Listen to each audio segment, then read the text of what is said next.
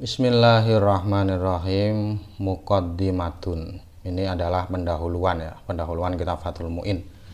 Jadi tanpa saya sadari ternyata channel ini sudah bisa upload lagi ya. Jadi saya usahakan untuk kembali rutin upload setiap hari, tapi untuk channel ini rencana saya mau saya bacakan kitab Fathul Mu'in ya. Insya Allah hingga selesai. Tapi kalau tidak selesai ya pokoknya cita-cita saya menyelesaikan kitab Fathul Mu'in, karena di channel sebelumnya pun belum selesai ya. Jadi ingin saya selesaikan di kitab ini. Bismillahirrahmanirrahim. Alhamdulillah. Alhamdulillahi al-fattahi. Segala puji bagi Allah al-fattahi, zat yang maha membuka. Membuka ini maksudnya membuka hati para hambanya ya, untuk memahami ilmu-ilmu agama. Al-Jawadi, zat yang maha dermawan, memberikan sesuatu yang tanpa perhitungan ya. Kita ini kan diberi semuanya dengan Allah, diberi kesehatan dan lain-lain. Al-Mu'ini ala tafaqquhi fid dini manihtarahu minal ibad, zat yang membantu untuk memahami agama bagi orang-orang yang dipilihnya dari hamba-hambanya. Jadi Allah itu memiliki sifat membantu hamba pilihannya untuk memahami agama. Ini tentu saja isyarat ya, isyarat hadis mayuridillahu bi khairan yufaqihu fiddin. Barang siapa yang Allah menghendaki ia menjadi orang baik, maka Allah memberinya kefahaman agama. Wa asyhadu alla ilaha illallah. Wa asyhadu alla ilaha illallah. Kurang ya, ini kurang. Jadi ini ini di Microsoft Word ya sebenarnya. Jadi kadang ya ada yang kurang. Jadi saya baca kitab ini ya sambil membenarkan. Saya bersaksi bahwa tiada Tuhan selain Allah. Syahadatan tudkhiluna darul khuludi, dengan persaksian yang memasukkan kita ke dalam rumah keabadian. Rumah keabadian ini tentunya yang dimaksud adalah surga ya. Jadi yang menjadikan kita masuk ke dalam surga itu ya persaksian kita bahwa tiada Tuhan selain Allah. Wa asyhadu anna sayyidana Muhammadan abduhu wa rasuluh, dan aku juga bersaksi bahwa pimpinan kita yaitu Muhammad adalah hamba dan utusan Allah. Sahibul maqamil mahmud ya, ini juga salah ya, pemilik derajat, ini mahmud, pemilik derajat yang dipuji. Jadi makom ini kedudukan ya. Jadi Nabi ini memiliki satu kedudukan, yang kedudukan itu dipuji oleh seluruh orang. Maksudnya nanti di akhirat itu kan Nabi punya hak syafaat ya. Padahal nabi-nabi yang lain itu juga ingin syafaat, ingin mendapatkan hak itu, tapi hanya Nabi. Ini syafaatul uzma ya. Syafaatul uzma atau syafaat atau pertolongan di hari kiamat yang paling besar itu ya hanya dimiliki Nabi sallallahu wasallam alaihi wa ala alihi. Semoga rahmat serta penghormatan Allah dan juga keselamatan Allah diberikan kepada Nabi Muhammad, dan diberikan pula kepada keluarga Nabi Muhammad wa ashabihi, dan para sahabatnya al-amjadi, yaitu orang-orang yang mulia, sholatan wasalaman afuzu bihima yaumal ma'ad, dengan sholawat dan salam yang dengan keduanya aku maksudnya penulis Fathul Mu'in ya, aku mendapatkan satu keberuntungan ya. Afuzu ini keberuntungan ya. Dengan keduanya aku mendapatkan keberuntungan nanti di hari kembali. Hari kembali maksudnya ya hari kiamat ya. Jadi ini adalah muqaddimah ya. Wa ba'du. Setelah memuji Allah, kemudian bersolawat kepada Nabi memuji Allah, bersyahadat ya, kemudian sholawat kepada Nabi. Fahada syarhun, tulisan ini adalah penjelasan, mufidun, penjelasan yang bermanfaat, ala kitabi al-musamma bi qurratil ain bi muhimmatiddin. Tulisan ini adalah penjelasan atas kitabku sendiri. Jadi Fathul Mu'in itu kitab yang menjelaskan kitab lain, yang kitab yang dijelaskan itu juga tulisannya sendiri. Tulisannya sendiri yang dinamai dengan Qurratil Ain bi Muhimmatiddin. Jadi Qurratil Ain ini maknanya kebahagiaan hati, bi Muhimmatiddin yang menjelaskan penting-pentingnya agama. Maksudnya masalah-masalah yang hubungannya dengan agama dan yang penting itu Muhimmatiddin. Yubayyinul murada, tulisan ini menjelaskan maksud dari kitab Qurratul Ain, wa yutammimul mafada, dan juga menyempurnakan penjelasan-penjelasannya, wa yuhasilul maqasid, juga menjelaskan tujuan-tujuannya, wa yubrizul fawaid, dan juga memperlihatkan manfaat-manfaatnya. Wa samaituhu bi Fathil Mu'in bi syarhi Qurratil Ain bi Muhimmatiddin. Kitab ini aku namai dengan nama Fathul Mu'in. Fathul Mu'in maknanya membukanya, zat yang maha membantu. Jadi Mu'in ini Allah ya, Allah yang disifati zat yang maha membantu. Fathul Mu'in yang menjelaskan kitab Qurratil Ain bi Muhimmatiddin. Wa ana as'alullahal karimal mannana ayaumal intifa'u bihi lil khosati wal amah minal ikhwan. Aku memohon kepada Allah, zat yang maha dermawan. Ini bisa diartikan mulia ya, tapi lebih pasnya dermawan. Zat yang maha memberi. Aku meminta kepada Allah agar Allah memberikan kemanfaatan kitab ini kepada orang-orang khusus dan orang-orang umum, yaitu teman-temanku. Teman-teman ya, ini teman-teman maksudnya pelajar ya. Khosoh ini maksudnya ya pelajar yang sudah paham fikih ya. Kalau amah ini yang belum paham fikih. Wa ayyuskinani bihi al-firdausa fi daril aman.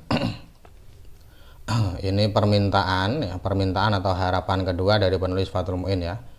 Aku memohon kepada Allah agar Allah menempatkanku, sebab kitab ini, agar Allah menempatkanku di Firdaus, yaitu di rumah keamanan. Ini maksudnya surga ya. Innahu akramur rahim, sebab Allah adalah zat yang paling dermawan, wa arhamur rahim, dan zat yang paling memiliki sifat kasih sayang. Jadi ini pendahuluan dari Fathul Mu'in sudah selesai ya. Bismillahirrahmanirrahim. Ini adalah bismillah di kitab Qurratul Ain.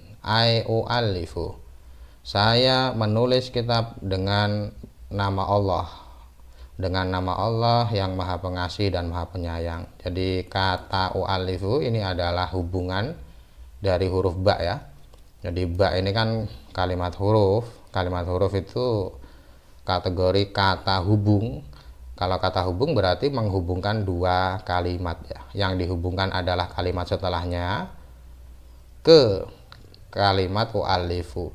U'allifu ini kalimat sebelum bismillah ya, tapi di sini ditempatkan setelahnya.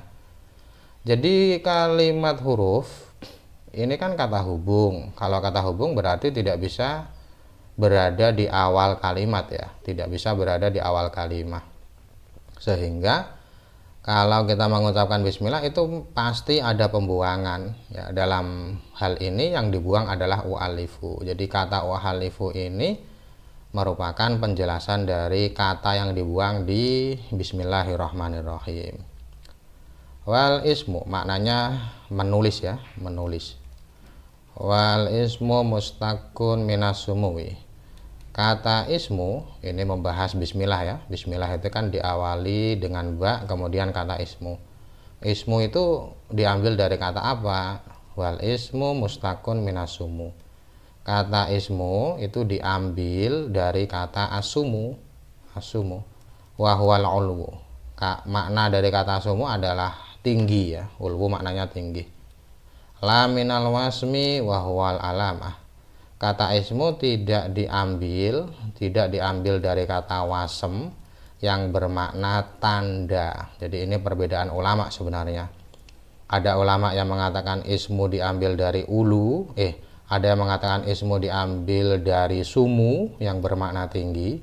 Ada yang mengatakan ismu diambil kata wasmu yang bermakna tanda. Tapi dalam Fathul Mu'in ini beliau memilih pendapat yang mengatakan ismu diambil dari kata sumu. Jadi itu pembahasan kata ismu. Wallahu, sekarang kata Allah ya. Setelah kata ismu kan kata Allah.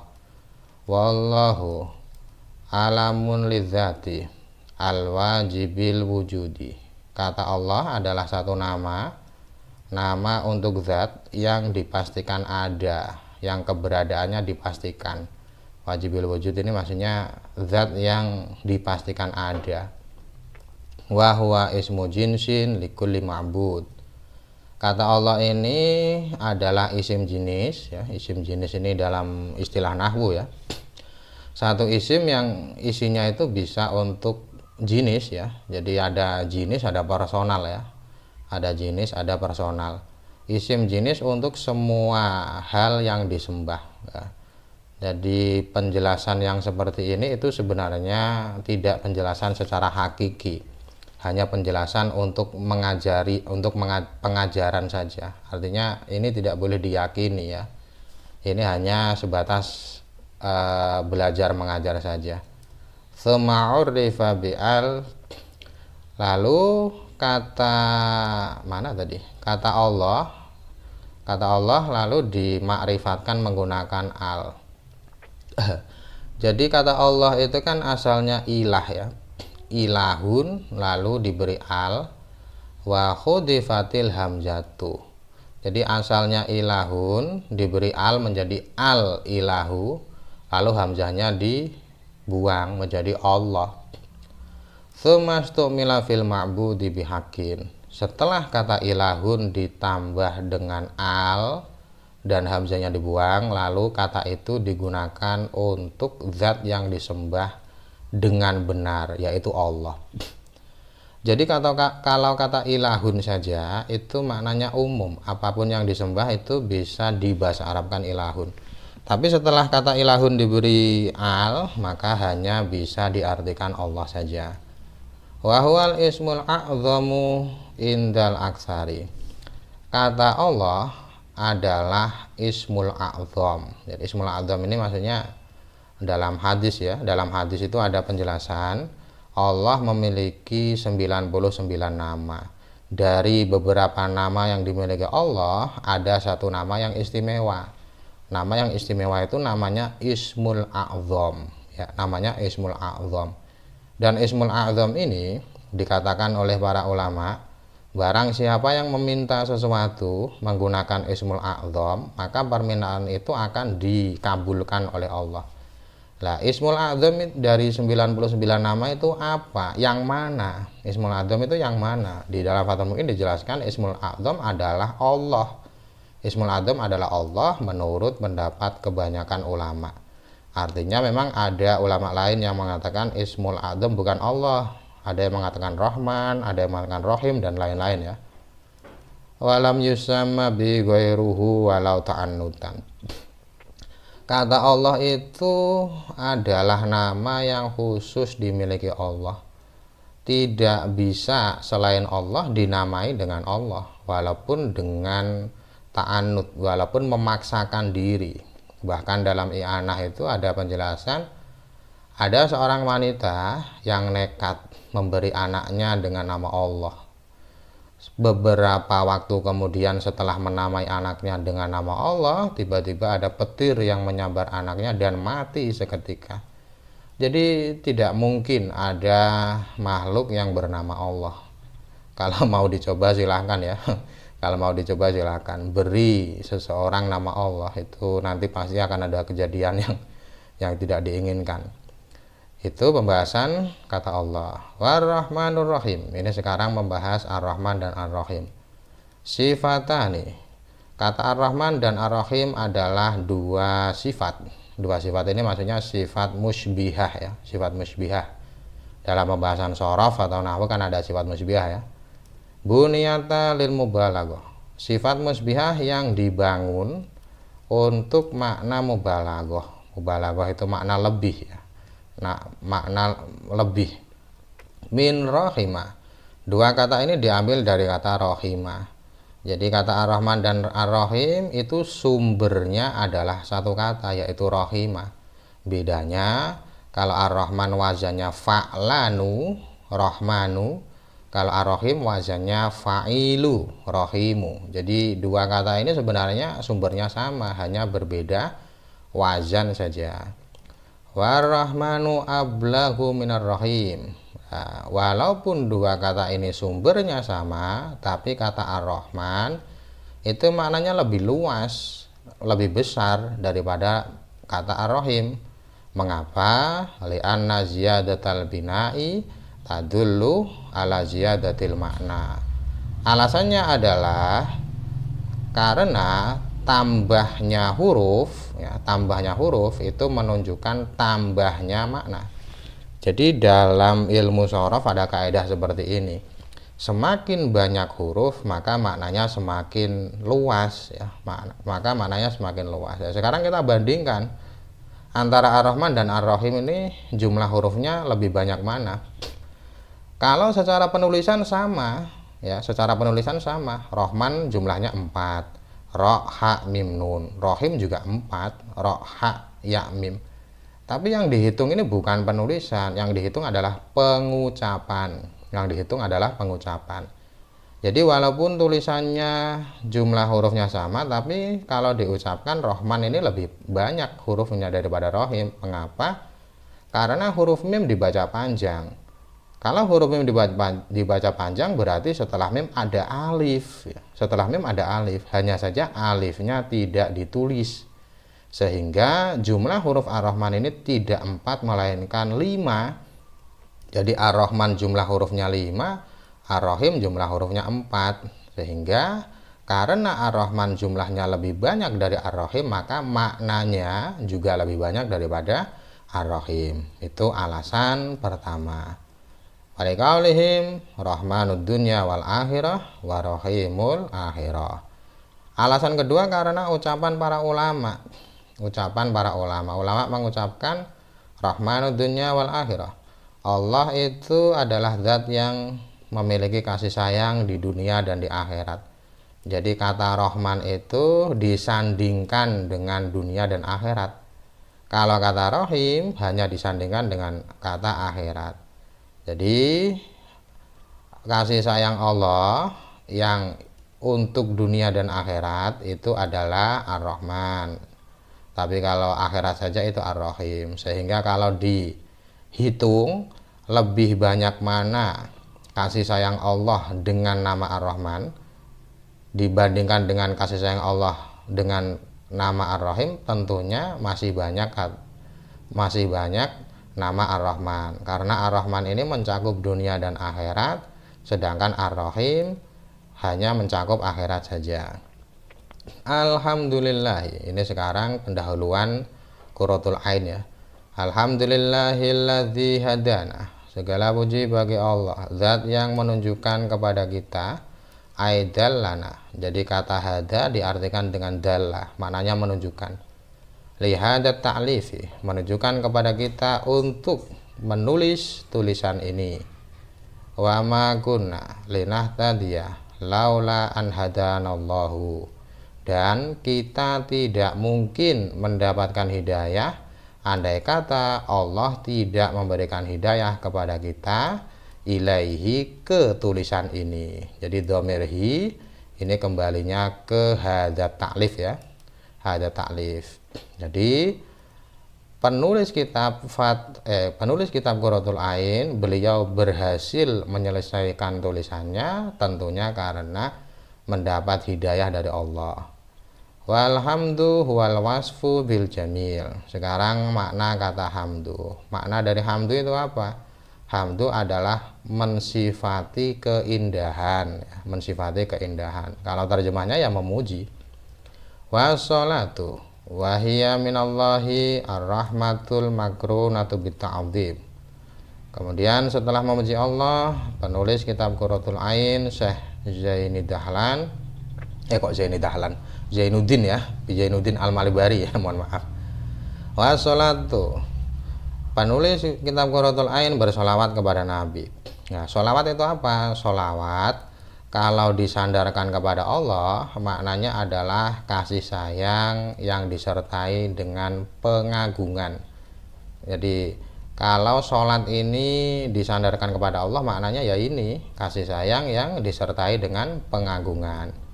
Wassalamu, artinya kata sholat ini maknanya bisa berbeda-beda, tergantung siapa yang melakukan. Kalau yang melakukan Allah, maknanya kasih sayang. Kalau yang melakukan malaikat, maknanya memintakan ampun. Kalau yang melakukan manusia, maknanya berdoa. Wassalamu, selain mendoakan sholat, penulis juga mendoakan salam. Ayat taslimu min kulli ma'afatin wa naksin. Jadi kata salam di sini diartikan dengan keselamatan dari setiap bahaya dan setiap kekurangan. Jadi ini makna salam ya. Ala sayyidina Muhammadin. Semoga sholawat dan salam diberikan kepada pimpinan kita, yaitu Muhammad Rasulullah yang menjadi utusan Allah lika fatih tsaqalaini, untuk dua makhluk berat ya, dua makhluk yang berat. Jadi tsaqalaini ini maknanya berat. Siapa yang dimaksud? Yang dimaksud adalah al jinni wal insi. Jadi manusia dan jin ya, jin dan manusia. Jadi dua makhluk ini adalah dua makhluk yang berat ya. Ijma'an secara kesepakatan ulama. Jadi Nabi Muhammad itu adalah utusan Allah untuk jin dan manusia. Kalau diutus kepada jin dan manusia, itu ulama sepakat ya. Ulama sepakat bahwa Nabi Muhammad itu diutus untuk jin dan manusia. Wa kadal malaikatu ala maqalahu jam'un muhakkikun. Ada juga yang mengatakan bahwa Nabi Muhammad juga diutus untuk para malaikat. Jadi ini ada perbedaan ulama ya. Apakah Nabi Muhammad diutus untuk malaikat atau tidak? Itu ulama berbeda pendapat. Kalau dalam Fathul Mu'in ini dikatakan, menurut pendapat yang dijelaskan oleh sekelompok ulama yang ahli tahqiq ya, muhakkikun ini ulama yang teliti ya, ulama yang teliti, mereka mengatakan Nabi Muhammad juga diutus untuk para malaikat. Jadi kalau malaikat, apakah Nabi diutus untuk malaikat atau tidak, itu ulama berbeda pendapat ya. Tapi untuk manusia dan jin, ulama sepakat. Wa Muhammadun, sekarang kita membahas kata Muhammad. Alamun mankulun min ismil maf'ulil mudha'af. Kata Muhammad adalah nama mangkul. Mangkul itu nama pindahan. Satu kata yang sebenarnya tidak nama tapi dijadikan nama. Satu kata yang tidak nama tapi dijadikan nama. Jadi Muhammad itu sebenarnya bukan nama tapi dijadikan nama. Misalkan di video Fathul Qorib saya contohkan indah ya. Kata indah itu kan kata sifat ya, bukan nama. Tapi ada orang yang namanya indah. Lah itu ya namanya alam mangkul. Muhammad adalah nama yang dipindah dari isim maf'ul. Isim maf'ul dari fi'il yang ain fi'ilnya digandakan. Jadi mudho'af ini maksudnya ain fi'ilnya digandakan, yaitu kata hamada ya. Asalnya hamida, kemudian ain fi'ilnya digandakan menjadi hamada yuhammidu tahmidan wa muhammadan fahuwa muhammidun wa dzaka muhammadun. Jadi muhammadun ini adalah isim maf'ul dari hammada yuhammidu. Maudu'un liman kathurat hisaluhu alhamidah. Jadi kata Muhammad itu diletakkan itu maksudnya ya diartikan ya, untuk orang yang memiliki banyak sifat mulia. Jadi setiap orang yang memiliki banyak sifat mulia, maka dia bisa dipanggil dengan Muhammad. Sumya bihi nabiyuna sallallahu alaihi wasallam bi ilhamin minallahi li jaddi. Nabi Muhammad dinamai dengan Muhammad. Jadi nabi kita dinamai dengan nama Muhammad sebab ilham, ya ilham ini ya pemberitahuan ya. Ilham dari Allah kepada kakeknya yaitu Abdul Muttalib. Jadi sesuai dengan sejarah yang kita baca ya, bahwa yang memberi nama Nabi Muhammad itu adalah kakeknya Abdul Muttalib. Walaupun sebenarnya kalau kita berbicara sejarah itu tentunya ada versi yang lain ya, ada versi yang lain. Tapi dalam Fathul Mu'in ini dijelaskan yang menamai Nabi kita dengan nama Muhammad adalah kakeknya yaitu Abdul Muttalib yang mendapatkan ilham dari Allah. Wa rasulu minal basyari. Jadi setelah kita membahas kata Muhammad, sekarang kita membahas kata Rasul. Rasul itu siapa? Wa rasulu minal basyari dzakarun hurrun. Jadi Rasul atau utusan itu ada dari jenis manusia, ada juga dari jenis selain manusia. Maksudnya malaikat ya. Malaikat itu juga ada yang Rasul. Tapi definisi Rasul ini dalam Fathul Mu'in itu khusus untuk manusia. Jadi Rasul dari jenis manusia adalah dzakarun, lelaki ya. Adalah lelaki hurun, lelaki yang merdeka. Maksudnya ini mengecualikan budak ya. Jadi tidak ada Rasul yang dari budak ya, dari budak ya. Semua Rasul pasti merdeka. Uhiya ilaihi bisyar'ain. Jadi seorang laki-laki merdeka yang diberi wahyu berupa syariat ya. Syariat ini ya aturan-aturan Allah. Wa umira bitablighi. Tidak hanya diberi wahyu saja, tapi juga diperintahkan untuk menyampaikannya. Jadi ini yang membedakan antara nabi dan rasul ya. Wa ilam yakun lahu kitabun wala naskhun wala nusahun. Walaupun ia tidak punya kitab dan juga tidak punya lempiran-lempiran. Kata naskhun ini ya bisa diartikan lempiran, bisa diartikan menghapus hukum dari syariat sebelumnya. Jadi status rasul itu tidak harus punya kitab ya. Status rasul itu tidak harus punya kitab dan tidak harus punya nasakh. Tidak harus punya lempiran-lempiran atau tidak harus menghapus syariat sebelumnya. Yusha alaihi salam. Contoh rasul yang tidak punya kitab, tidak punya nasakh adalah Yusha. Yusha ini rasul tapi tidak punya kitab, tidak punya nasakh. Fa illam yu'mar bitabligh fanabiyun. Nah, ini yang saya jelaskan tadi. Bila ada seorang laki-laki merdeka yang diberi wahyu, tapi wahyu itu tidak diperintahkan Allah untuk menyampaikan, maka namanya tidak rasul tapi nabi. Nah, terus kalau tidak diperintah untuk menyampaikan, terus fungsinya apa? Fungsinya ya untuk diamalkan sendiri. Jadi wahyu yang diberikan Allah kepada lelaki merdeka itu untuk diamalkan sendiri. Kalau diperintahkan untuk menyebarkan juga, maka ya selain nabi berstatus rasul. Wa rasulu afdalu minan nabiyyi ijma'an. Nah, sekarang kalau dibandingkan antara rasul, antara pangkat rasul dengan nabi itu lebih utama mana? Di sini dijelaskan ulama sepakat lebih utama rasul ya, lebih utama rasul. Biasanya hal ini diberi alasan karena rasul itu kemanfaatannya sampai ke orang lain, sedangkan nabi ini kan hanya kemanfaatan yang didapatkan untuk pribadi ya. Ini biasanya disamakan dengan ibadah dan ilmu ya. Ilmu dan ibadah itu lebih baik mana? Ya lebih baik ilmu kalau yang diajarkan ya.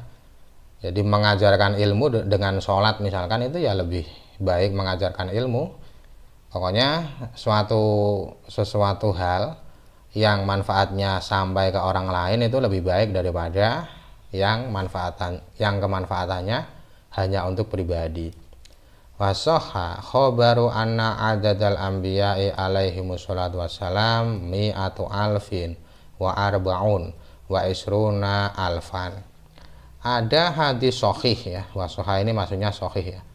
Ada hadis sahih yang menjelaskan bahwa jumlah nabi, jumlah seluruh nabi ya, adalah 124.000. 124.000. Wa anna adadar rusul salatsumi'atin wa khamsata asyar. Kalau jumlah rasul ada 315 ya, 315. Jadi kalau nabi 100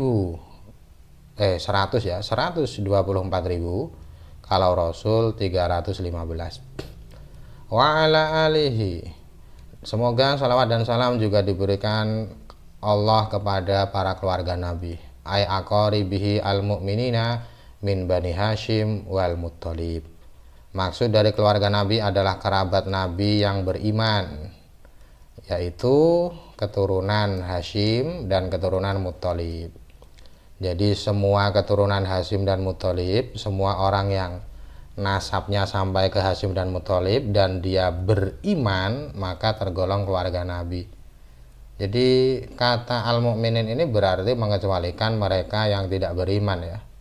Wakila, ada pendapat lain yang mendefinisikan keluarga nabi dengan hum kullu mu'minin. Nah, ini pendapat yang cukup membahagiakan bagi kita yang bukan keluarga nabi ya. Ada pendapat lain yang mendefinisikan keluarga nabi dengan semua orang yang beriman. Jadi kalau kita menggunakan definisi kedua ini ya, kita yang bukan keturunan Hashim Muttalib ini masuk keluarga nabi. Ai fi maqamid du'ai wa ghairihi. Hanya saja definisi yang kedua ini hanya berlaku untuk doa ya. Jadi kalau kita sedang berdoa, ya, berdoa semoga salawat dan salam diberikan kepada nabi dan keluarganya, maka yang dimaksud dengan keluarga adalah semua orang yang beriman atau yang lain. Jadi sebenarnya beberapa definisi dari keluarga nabi itu ada tempatnya masing-masing. Kalau tempatnya berdoa itu ya maksudnya setiap orang yang beriman, tapi menurut pendapat yang kedua ya, dan pendapat ini lemah karena menggunakan kata kila, yang biasanya kata kila itu digunakan khusus untuk pendapat-pendapat yang lemah. Wahtira li khabarin dhaifin fihi. Tapi pendapat ini juga dipilih ya. Pendapat ini dipilih oleh ulama sebab berdasarkan dengan satu hadis yang lemah. Jadi memang ada hadisnya ya. Ada hadis yang menjelaskan bahwa makna atau definisi dari keluarga Nabi adalah seluruh orang yang beriman. Tapi hadis ini hadis lemah ya. Wa jazama bihin Nawawi fi syarhi Muslim.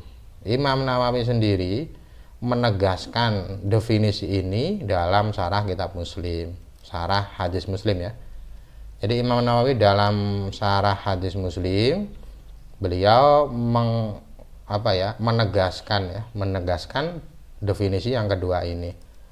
Wa sahbihi. Semoga salawat dan salam juga diberikan kepada para sahabat Nabi. Wa huwa ismu jam'in li sahibin. Kata sohbu adalah isim jamak ya, isim jamak. Isim jamak itu bukan jamak ya.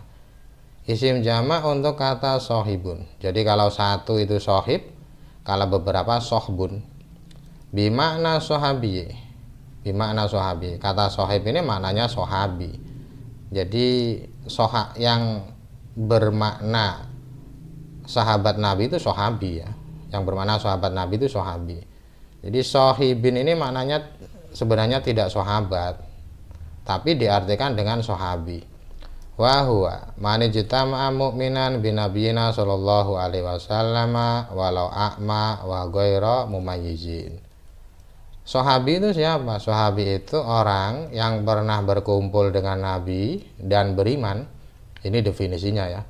Siapapun ia yang beriman dan berkumpul dengan Nabi itu termasuk kategori sahabat, walaupun dia buta. Jadi syarat sahabat itu tidak harus melihat ya, walaupun dia buta, walaupun dia belum balik. Syarat sahabat juga tidak mensyaratkan balik ya. Jadi anak kecil yang pernah bertemu dengan Nabi dan beriman itu juga sahabat. al-faizina biridallahi.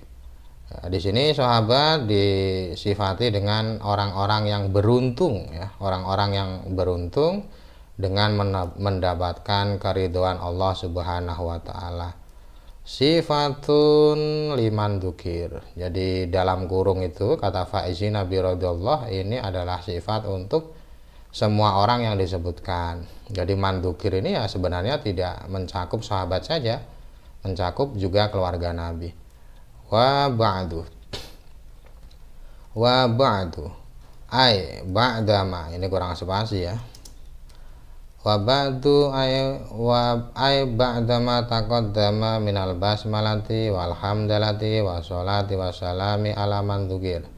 Setelah basmalah ya, setelah menuliskan basmalah, memuji Allah, berdoa untuk Nabi, keluarga dan sahabatnya dengan mendapatkan salawat dan salam dari Allah, kemudian penulis bercerita atau menjelaskan kitabnya. Jadi wabadu ini ya pokoknya kalau dalam kurung ini berarti kitab maten ya, berarti kitab Qurratul Ain. Fahadal mu'allafu hadiru dhihnan. Jadi hadza maknanya ya ini isyarat, tapi yang diisyarati tidak ada. Maksudnya tidak ada itu tidak konkret ya. Isyaratnya itu adalah isyarat benda abstrak. Yang dimaksud adalah tulisan tapi yang ada di dalam hati. Jadi dhihnan ini biasanya diartikan hati, tapi menurut saya lebih tepatnya diartikan otak ya. Jadi tulisan yang ada di kepala. Jadi hati ini kan yang untuk berpikir kan kepala ya. Tulisan yang ada di kepala ini adalah muhtasorun. Muhtasorun itu ringkasan. Qalla lafdhuhu wa kathura ma'nahu. Makna dari muhtasor adalah tulisan yang kalimatnya sedikit tapi maknanya banyak ya. Itu makna dari muhtasor. Minal ihtisori. Kata muhtasor diambil dari kata ihtisor. Fil fikhi, ini adalah ringkasan yang membahas fikih. Wa huwa lughatan al-fahmu. Kata fikih secara bahasa maknanya adalah memahami. Wa istilahan al-ilmu bil ahkami syar'iyyah al-amaliyah al-muktasabi min adillatihat tafsiliyah. Sedangkan fikih menurut istilah para ulama adalah mengetahui hukum-hukum syariat yang sifatnya perbuatan. Jadi perbuatan ini mengecualikan keyakinan ya, karena keyakinan itu bukan pembahasan fikih. Fikih ini hanya membahas perbuatan yang hukum itu diambil dari dalil-dalilnya yang terperinci. Jadi dalil yang terperinci itu maksudnya dalil yang didapatkan dari beberapa kalimat yang disusun ya. Kalau dalam mantik istilahnya qadhiyah. Jadi dalam video Fathul Qorib ya, dalam video di salah satu channel saya Fathul Qorib sudah saya jelaskan masalah ini ya. Jadi misalkan ada dalil aqimus sholah, ada perintah sholat di dalam Al-Quran ya. Aqimus sholah, dirikanlah sholat. Dari dalil ini menimbulkan hukum sholat wajib. Jadi penjelasan kewajiban sholat itu tidak ada di dalam Al-Quran ya, yang jelas ya. Ya ada, tapi itu bukan perintah. Seperti kata furido itu kan ada ya. Jadi contoh dari dalil tafsil ini misalkan tadi ya, ada perintah sholat di dalam Al-Quran aqimus sholah. Kemudian dari aqimus sholah ini disusun beberapa kalimat. Kalimat pertama adalah kata aqimu adalah perintah ya. Ini kalimat pertama. Kalimat kedua, setiap perintah menimbulkan hukum wajib. Ini kalimat kedua. Dari menyusun dua kalimat ini kita bisa mengambil kesimpulan maka sholat hukumnya wajib. Nah, menyusun dua kalimat dan menyimpulkannya itu namanya tafsiliyah. Jadi tafsiliyah ini mengecualikan usul fikih ya. Kalau usul fikih itu dalilnya bukan tafsiliyah tapi ijmaliyah. Jadi usul fikih hanya membahas misalkan ayat aqimus sholah. Aqimus sholah adalah perintah, hanya sebatas perintahnya saja. Aqimus sholah ada perintah di sana, hanya sebatas itu saja. Tapi kalau fikih dilanjutkan, aqimus sholah, kata aqimu adalah perintah. Setiap perintah berdampak pada hukum wajib, maka sholat hukumnya wajib. Itu namanya dalil tafsili. Wastimdaduhu minal kitabi wa sunnati wal ijma'i wal qiyasi. Sumber dari ilmu fikih itu diambil dari 4 hal, 4 dalil ya, yaitu Al-Quran, hadis, kemudian ijma' dan qiyas. Jadi ini sumber hukum fikih. Wa faidatuhu, manfaat dari fikih adalah imtisalu awamirillahi wajtinabu nawahihi. Manfaat dari fikih adalah melakukan perintah-perintah Allah dan menjauhi larangan-larangan Allah. Jadi ini adalah manfaat atau fungsi dari memahami ilmu fikih. Artinya, kalau kita menemui seseorang yang mengetahui ilmu fikih tapi dia tidak melakukan perintah, tidak menjauhi larangan, maka sebenarnya ia tidak mendapatkan manfaat dari fikih itu sendiri. Ala madzhabil imami. Jadi kitab Qurratul Ain adalah ringkasan fikih yang khusus madhab satu pemimpin al-mujtahidi yang mencapai derajat mujtahid. Jadi mujtahid ini pangkat ya. Mujtahid itu ada 3 sebenarnya. Tapi yang dimaksud di sini adalah mujtahid mutlak. Mujtahid mutlak itu orang yang mampu membuat rumus untuk menggali hukum dari dalil. Jadi pokoknya pencetus rumus ya, rumus atau kaedah-kaedah untuk menggali hukum itu namanya mujtahid mutlak. Jadi misalkan tadi dari aqimus sholah menjadi sholat itu wajib ya, dari dalil aqimus sholah menjadi sholat itu wajib, itu ada caranya. Ada tata caranya, ada rumusnya menggali hukum dari dalil. Nah, yang menciptakan rumus itu namanya mujtahid mutlak. Sebenarnya mujtahid ini ada banyak sebenarnya ya. Para ulama yang sampai ke taraf mujtahid ini banyak sebenarnya. Hanya saja para muridnya tidak melestarikan pendapatnya, sehingga mujtahid yang boleh diikuti hanya 4, yaitu madhab 4 itu. Abu Hanifah, Imam Malik, Imam Syafi'i, dan Ahmad bin Hambal. Sebenarnya banyak, termasuk yang paling terkenal itu Abu Laits ya. Sebenarnya Abu Laits itu ada di zaman Imam Malik, sampai ada satu ungkapan Al-Laits afqah min Malik ila anna ashabah dhayya'u. Jadi ada ulama yang merasa sayang, maksudnya sayang dengan Abu Laits yang madhabnya tidak sampai kepada kita. Dikatakan bahwa sebenarnya kalau dibandingkan antara Abu Laits dan Imam Malik itu fikihnya lebih hebat Abu Laits. Hanya saja para muridnya menyia-nyiakan keilmuan beliau, tidak ditulis. Jadi punya murid yang rajin mencatat itu ya sebenarnya satu kebahagiaan besar bagi guru ya, karena dengan adanya murid yang rajin mencatat itu pendapat gurunya bisa terabadikan. Abu Abdillah ini nama kunyah ya, Muhammadin ya, ini nama Imam Syafi'i. Jadi Syafi'i itu bukan nama aslinya adalah Muhammadin ibni Idris. Jadi ayah Imam Syafi'i adalah Idris Asy-Syafi'i. Syafi'i ini maknanya yang menjadi cucu dari Syafi' ya, menjadi cucu dari Syafi'. Makna Syafi' itu nisbat ke kakek ya. Rahimahullahu taala, semoga Allah memberikan rahmat kepadanya, wa radhiya anhu, dan semoga Allah memberikan keridhaan kepadanya. Ai madzhaba ilaihi minal ahkami fil masail. Jadi maksud dari madhab ya. Jadi ai ini menjelaskan kata madhab ini. Madhab ini yang dimaksud adalah hukum-hukum yang dilalui oleh Imam Syafi'i. Hukum-hukum dalam permasalahan-permasalahan fikih yang dilalui oleh Imam Syafi'i. Maksudnya ya pendapat beliau ya. Pendapat beliau. Wa Idrisu waliduhu. Idris adalah ayah dari Imam Syafi'i. Wa huwa Ibnu Abbas. Idris putra dari Abbas. Ibnu Utsman.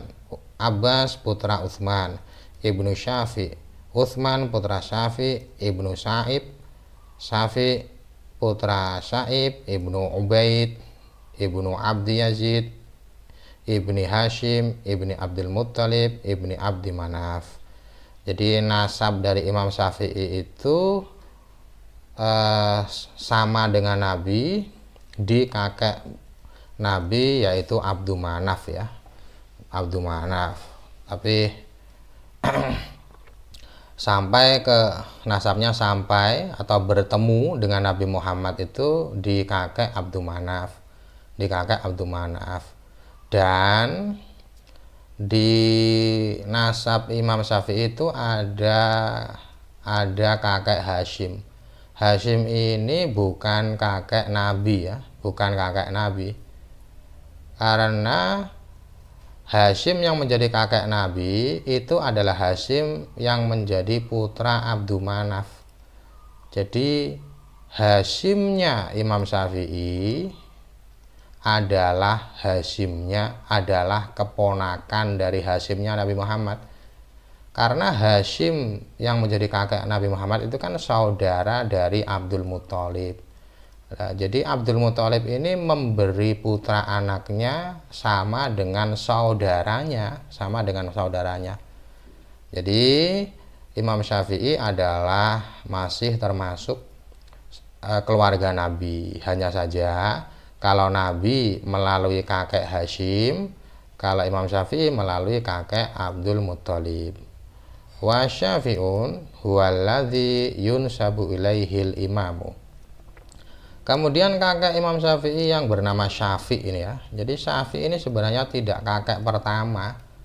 Jadi kalau kita hitung putranya kan ayahnya kan namanya Idris. Berarti kakek pertama Abbas. Kakek kedua Utsman, kakek ketiga Syafi'. Jadi Syafi' ini adalah kakek ketiga ya. Syafi' adalah kakek ketiga. Bukan kakek pertama, bukan kakek kedua. Mana tadi? Yunsabu ilaihil imam.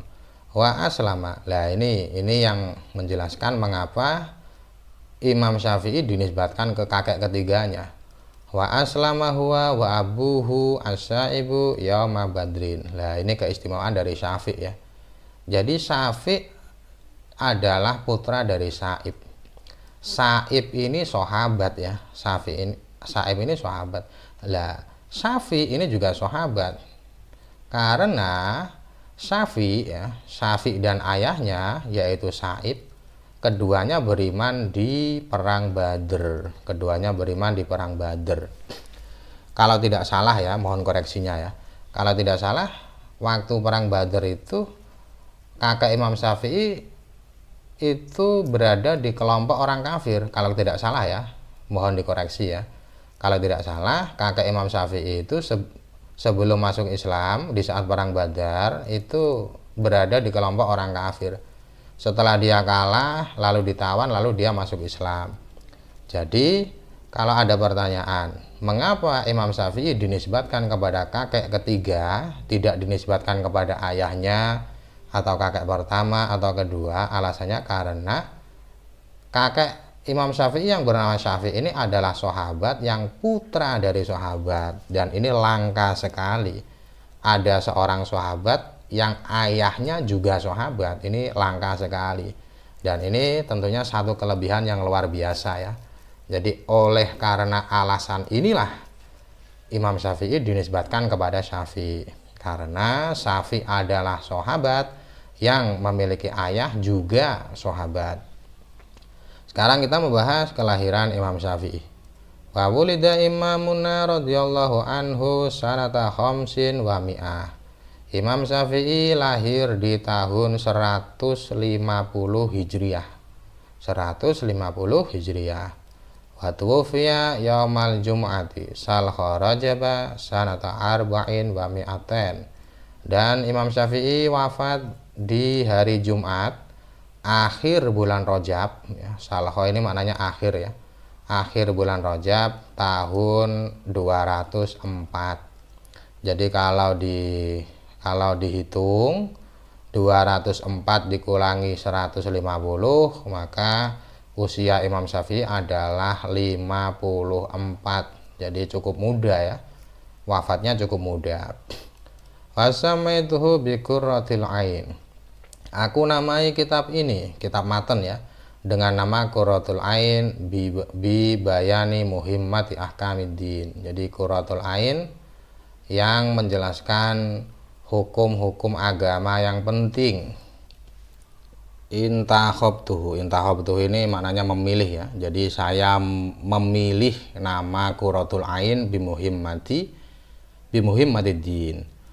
Wa hadza syarhu minal kutubi al-mu'tamadi. Wa hadza syarhu minal kutubi al-mu'tamadi li syaihina Khatimatil Muhaqqiqin Syihabuddin Ahmad Ibni Hajarin Al-Haytami. Ini salah ya, Al-Haytami. Ya, di sini sekarang penulis Fathul Mu'in menyebutkan sumber kitab ini ya, sumber kitab Fathul Mu'in. Jadi kitab syarah ini adalah kitab yang diambil dari beberapa kitab yang bisa dibuat sandaran, yaitu kitab yang ditulis oleh guru beliau ya. Jadi penulis Fathul Mu'in ini kebangsaan India, tapi beliau menjadi murid dari Syekh Ibnu Hajar ya.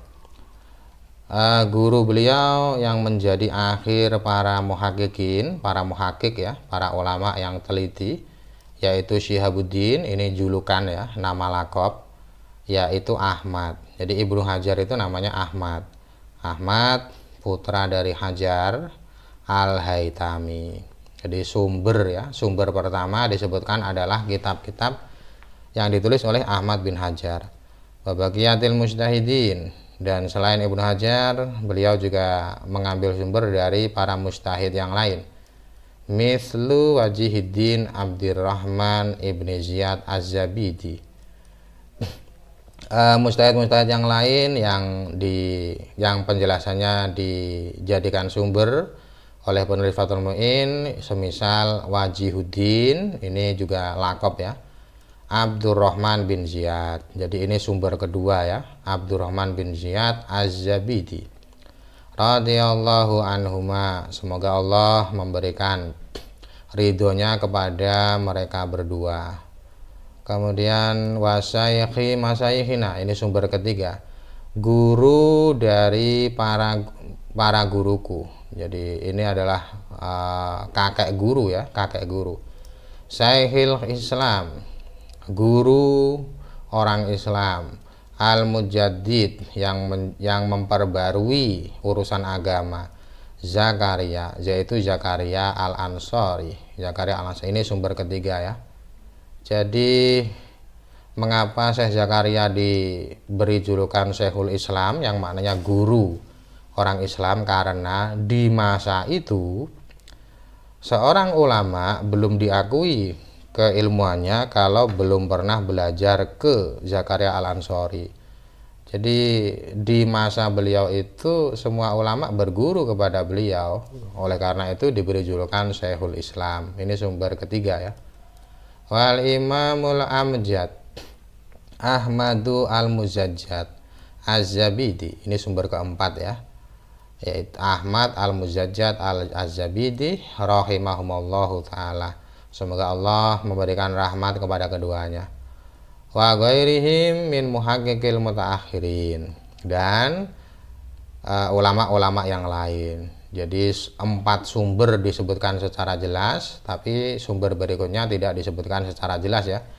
Hanya menyebutkan selain mereka berempat, Ibnu Hajar, Abdurrahman Ibnu Ziyad, kemudian Zakaria Al-Ansari, dan Ahmad Al-Muzajjad. Hanya sumber kelima hanya disebutkan ulama-ulama masa akhir yang merupakan ahli tahqiq ya.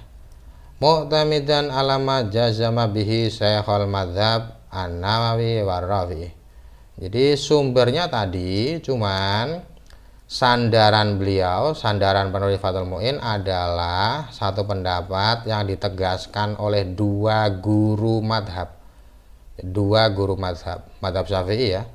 Jadi di dalam madhab Syafi'i itu ada dua ulama yang dianggap sebagai guru ulama madhab Syafi'i. Dua orang itu adalah An-Nawawi war-Rafi'i. Ini dalam tingkatan mujtahid, ini termasuk mujtahid fatwa ya. Mujtahid fatwa itu orang yang mampu menguatkan beberapa perbedaan Imam Syafi'i. Jadi Imam Syafi'i itu kan kadang di satu kitab dan di kitab yang lain kan pendapatnya berbeda. Lah Imam Nawawi dan Rafi'i itu bisa menguatkan salah satunya. Tapi cara menguatkannya ya masih menggunakan kaedah-kaedah yang dicetuskan oleh Imam Syafi'i. Fan Nawawi. Nah, jadi iktimat pertama atau sandaran pertama adalah pendapat yang disepakati oleh An-Nawawi dan Rafi'i. Kalau keduanya berbeda, maka yang dipilih adalah mazhab Nawawi. Fa muhaqqiqul mutaakhirin radhiyallahu anhum. Kemudian kalau antara Imam Nawawi dan Rafi'i ini tidak ada pembahasan seputar itu, maka yang dibuat sumber adalah ulama mutaakhirin yang merupakan ahli tahqiq. Radhiyallahu anhum, semoga Allah memberikan ridhonya kepada mereka. Rajian min Rabbinar Rahmani. Penulis kitab Qurratul Ain, beliau menulis kitab Qurratul Ain, harapan beliau adalah mengharapkan satu harapan dari Allah Subhanahu wa taala, zat yang maha pengasih, ayan tafi'a bihi al-atqiya'u ayil uqola'u. Jadi harapan pertama dari penulis kitab Qurratul Ain adalah agar Allah memberikan kemanfaatan kepada orang-orang yang mempelajarinya. Di sini dituliskan atqiya ya. Atqiya ini makna aslinya adalah orang cerdas, tapi di sini diartikan dengan orang-orang berakal. Wa antakfirra bihi ay bisababihi aini wadan ayyamal qiyamah bin nadhari ila wajhil karim bukratan wa asyiya, amin. Ini harapan kedua ya. Harapan kedua penulisan kitab Qurratul Ain adalah agar